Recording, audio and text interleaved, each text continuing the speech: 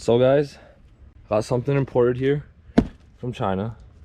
You guys might have an idea what it is, but I'll show you anyway.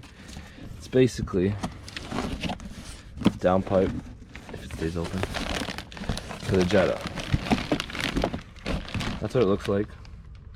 I believe it's 3-inch piping, I believe. Flex pipe there, goes there.